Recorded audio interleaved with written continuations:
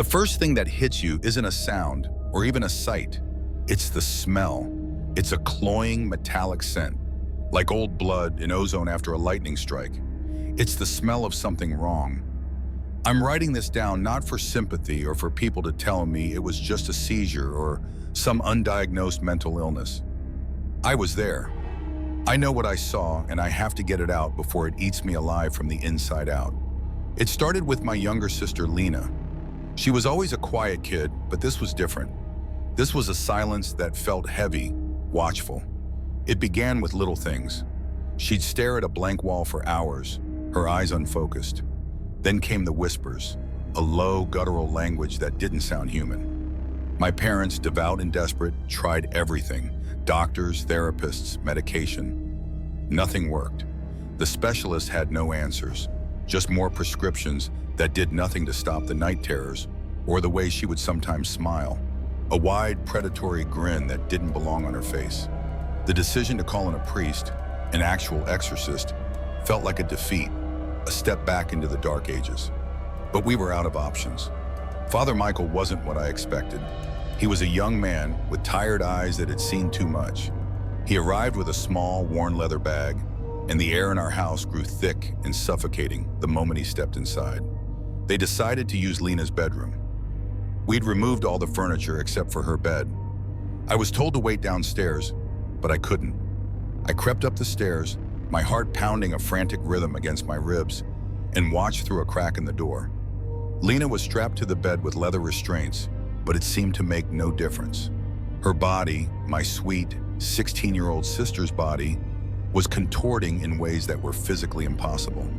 Her back would arch until it seemed her spine would snap, her head twisted at an unnatural angle, and her eyes, they were rolled back, showing only the whites. Father Michael began the rites in Latin, his voice a steady, low murmur against the backdrop of an unholy symphony coming from my sister. It wasn't her voice. It was a chorus of them, layered and distorted. One moment a guttural roar, the next a high-pitched, mocking laugh.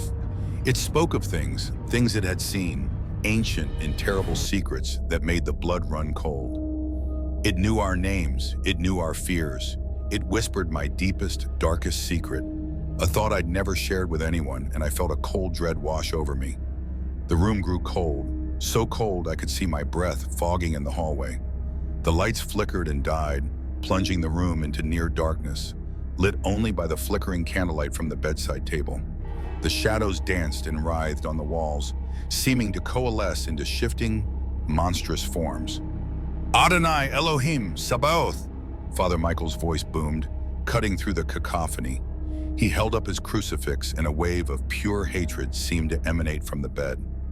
That trinket won't save you, priest, the chorus of voices snarled from Lena's throat. Her head snapped forward, her eyes now black, bottomless pits. She smiled that terrible, wide smile again. We are many. The priest sprinkled holy water, and where it touched Lena's skin, it sizzled and smoked as if it were acid. A scream tore from her, a sound of pure agony and rage that didn't seem possible from human lungs. The house trembled. The crucifix on the wall spun and fell, shattering on the floor. I don't know how long I stood there, paralyzed by a terror so profound it felt like my soul was freezing. The ritual went on for what felt like an eternity. Finally, with a final guttural roar that shook the very foundations of the house, Lena's body went limp. A black, shadowy wisp, like smoke, seemed to pour from her mouth and dissipate into the air.